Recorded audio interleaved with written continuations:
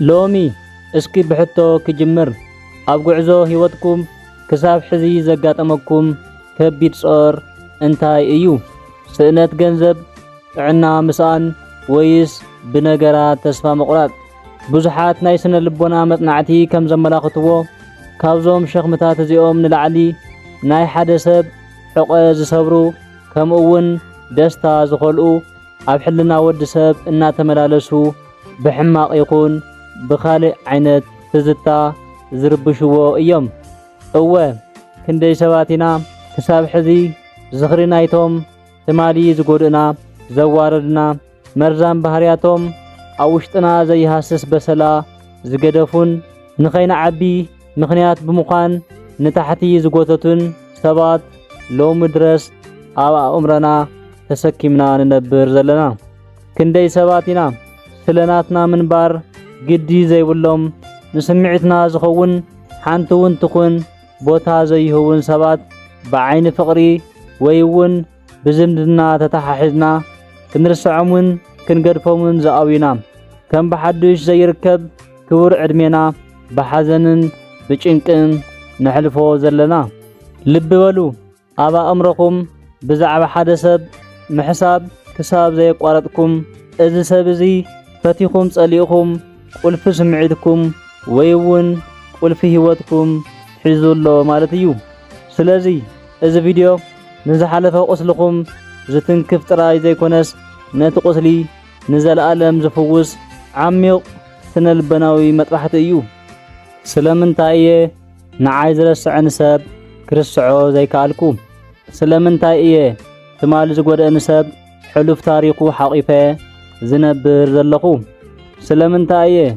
كابتهم زسألومن كذكرومن زي دلن سبات كجلاجر زي كالكم سلامن تاي كاية نزود دلن سبات كابا عمري ياوطئ كام مقلقال كأترن ليتن بسمعت حنا مفداي زندد زلقو إلكم نرأسكم تحطو نازي مفتحي تدوديو سبات لومي تخكلنيا مرسي كترخوكم سبات مرسع مالت تزتا بقليلو موقات زي كونس لعلاونة أمرن ناس الناس سمعتن ناي مملاس ناي موتن حياتن قدايو لومي اتوم نمرسع انكي زخونكم صلاتي سلامكمن ناطنتكمن زخونو سبات كابسر مسرتهم نقلكم نمدر باي زحجزن نمتغبارهم قللتي زخونو سنل بناوي ميلاتات بعمقوت كنرينا وشتاوي سلامكم نمملاس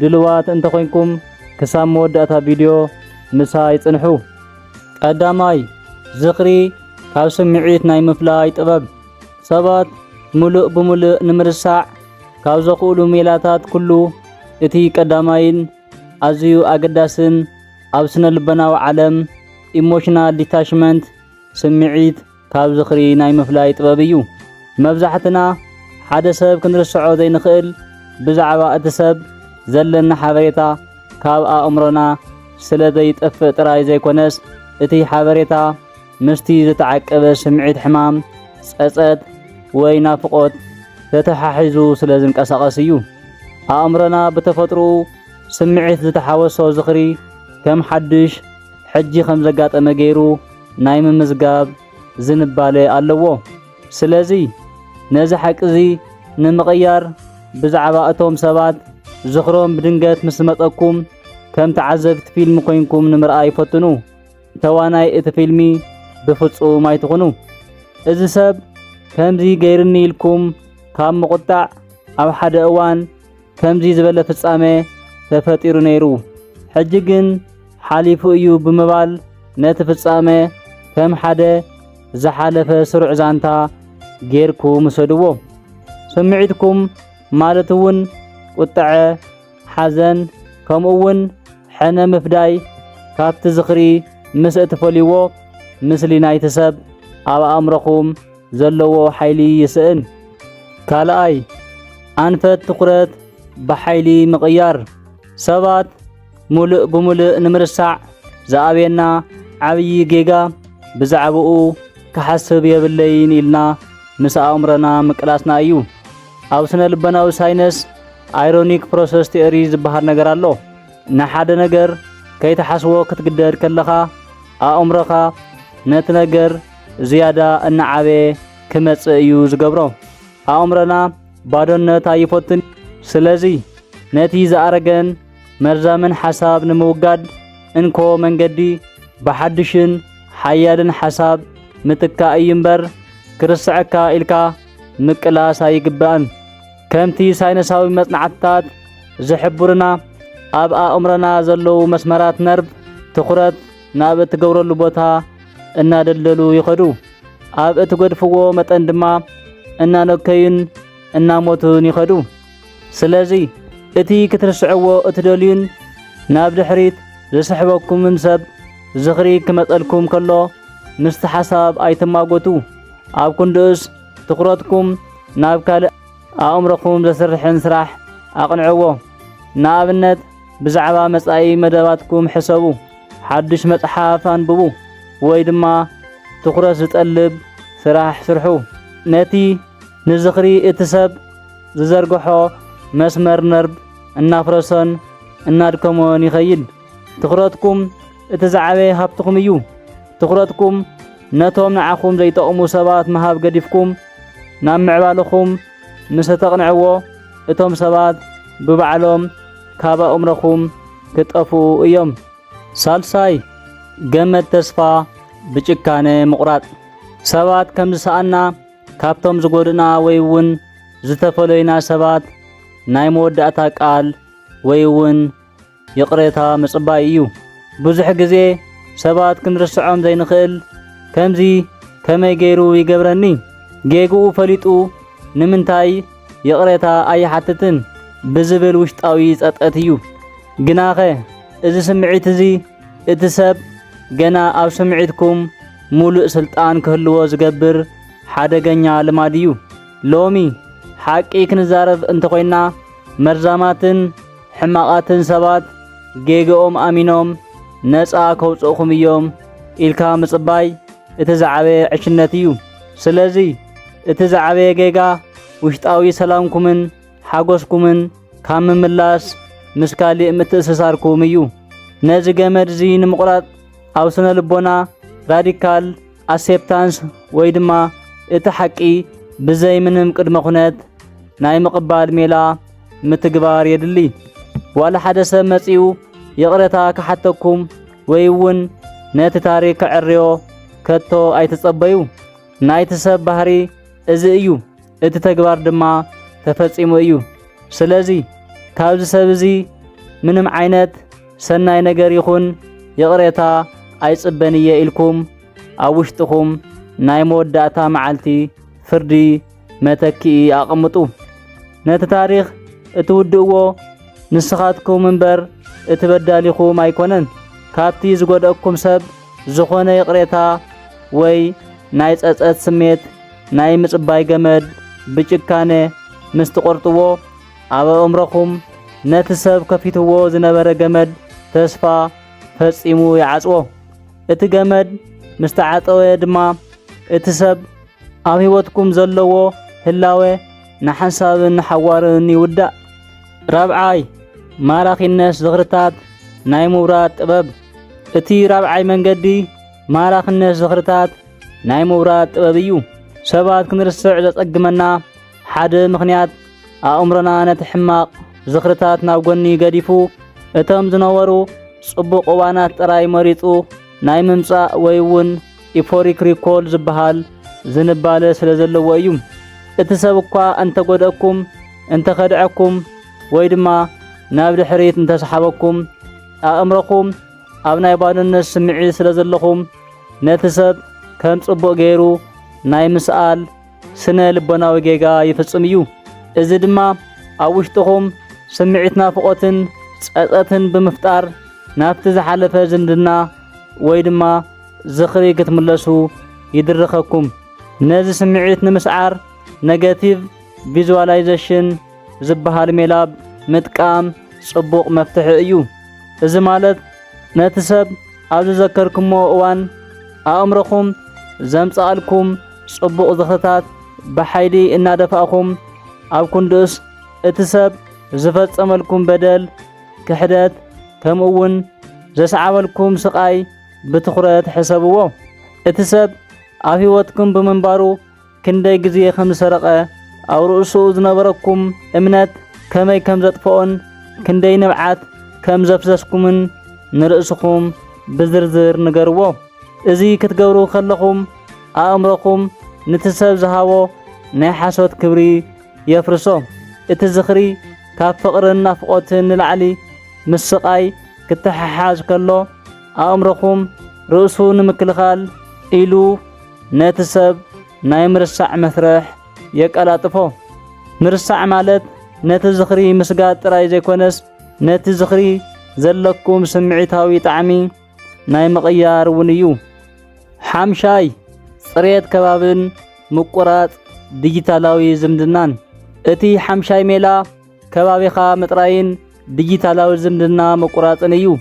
እዚ ሜላ ኣዝዩ ቀሊል ዝመስል እኳ እንተኾነ ኣብ ኣሰራርሓ ኣእምሮና ግን ዓብዪ ተጽዕኖ ዘለዎ ናይ ምጽራይ መስርሕ እዩ። ኣእምሮና ሓበሬታታት ዝዕቅብ ብምትእስሳር ተመስሪቱ እዩ። ሓደ ሰብ ንምዝካር ግድን ከምቲ ሰብ ክትሓስቡ ኣየድልየኩምን እዩ። እቲ ሰብ ዝሃበኩም ውህብቶ ዝለኣኸልኩም መልእኽቲ ብሓባር ዝተሰኣልክሞም ፈቶ ነቲ ዝኽሪ ብቕፅበት እዩ ዘለዓሎ። እዚኦም ቀስቀስቲ ነገራት ኣብ ከባቢኹም ክሳብ ዘለዉ ኣእምሮኹም ነቲ ሰብ ክርስዕዖ ዕድል ኣይህብን። ነቲ ሰብ ክትርስዕዎ እትገብርዎ ጉዕዞ ናይ ሓቂ ንምግባር ነቶም ኣብ ዲጂታልን ኣብ ከባቢኹምን ዘለዉ ዝኽርታት ብጭካነ ኣጥሪዎ። ኣብ ቴሌፎንኩም ዘለዉ ፎቶታት መልእኽትታት ከምኡውን ኣብ ሶሻል ሚድያ ዘለዉ ገጻት ብሎክ ግበርዎ ወይ ድማ ሰርዝዎ። እዚ ክትገብሩ ከለኹም ንኣእምሮኹም እዚ ሰብ እዚ ኣብ ህይወተይ የለን ንመጻኢ እውን ኣይክህልን እዩ ዝብል ንጹር ምልክት ትህቡ ኣለኹም። እቶም ቀስቀስቲ ነገራት ምስ እተወግዱ ኣእምሮኹም ባዕሉ ናብቲ ናይ ሎሚ መንነትኩም ትኹረት ከቐንዕ እዩ። ኣእምሮኹም ሓድሽ ዛንታ ክጽሕፍ እንተደሊኹም ቅድሚ ሕጂ እቲ ኣረጊት መጽሓፍ ዝገደፎ ጽላልን ሓመድን ካብ ከባቢኹም ኣርሕቕዎ። ሻድሻይ ሓድሽ ማንነት ብምህናጥ ነቲ ኣረጊት ምቕታል። ሓደ ሰብ ክትርስዕዎ እትጽገሙሉ ዓብዪ ምኽንያት እቲ ሰብ ምሳኹም ኣብ ዝነበረሉ እዋን ዝነበረኩም መንነት ምስኡ ብጥብቂ ስለ ዝተሓሓዝ እዩ። ብዙሓት ሰባት ትቃለሱ ዘለኹም ነቲ ሰብ ንምርሳዕ ጥራይ ዘይኮነስ እቲ ሰብ ምሳኹም ኣብ ዝነበረሉ እዋን ዝነበረኩም መንነት ንኸይተጥፍኡ እውን እዩ። ነቲ ሰብ ንምርሳዕ ቅድሚ ኩሉ ነቲ ሰብ ዝፈልጦን ምስኡ ዝነበረኩም ኣረጊት መንነት ብትብዓት ክትገድፍዎ ከምኡውን ሓድሽ ድልድልን ሰፊሕን መንነት ክትሃንጹ ከለኹም እዩ። ንስኻትኩም ክትቅየሩን ናብ ሓድሽ ምዕባለ ክትበጽሑን ከለኹም እቲ ኣረጊት ዝተጎድአን ማንነትኩም ምሳኹም ኣይቕጽልን እዩ። እዚ ንምግባር ቅድሚ ሕጂ ክትገብርዎ ሓሲብኩም ዘይትፈልጡ ሓድሽ ክእለት ክትለማመዱ፣ ሓድሽ ማሕበራዊ ጉጅለታት ክትጽምበሩ ወይ ድማ ዓብዪ ናይ ህይወት ለውጢ ክትገብሩ ይግባእ። ሓደ ሰብ ኣብ ህይወቱ ሓድሽ ዓወት ምስ ዝረክብን ሓድሽ ዝምድና ምስ ዝጅምርን ኣእምሮኡ ንዝኽርታት ኣረጊት ሰባት ዝህቦ ቦታ ብዓብዪ ደረጃ ይንኪ። እናዓበኹም ክትከዱ ከለኹም እቶም ናብ ድሕሪት ዝተረፉ ሰባት ካብ ኣድማስኩም እናረሓቑን እናጠፍኡን ይኸዱ። ምርሳዕ ማለት ነቲ ዝኽሪ ምጥፋእ ጥራይ ዘይኮነስ ነቲ ዝኽሪ ዘይሰማማዕ ሓድሽን ዓብይን ሰብ ምዃን እዩ። ሻውዓይ ዘይተለኣኸ ደብዳቤን መልቃቕ ስምዒትን። እቲ ሻውዓይ ሜላ ዘይተለኣኸ ደብዳቤን መልቃቕ ስምዒትን እዩ።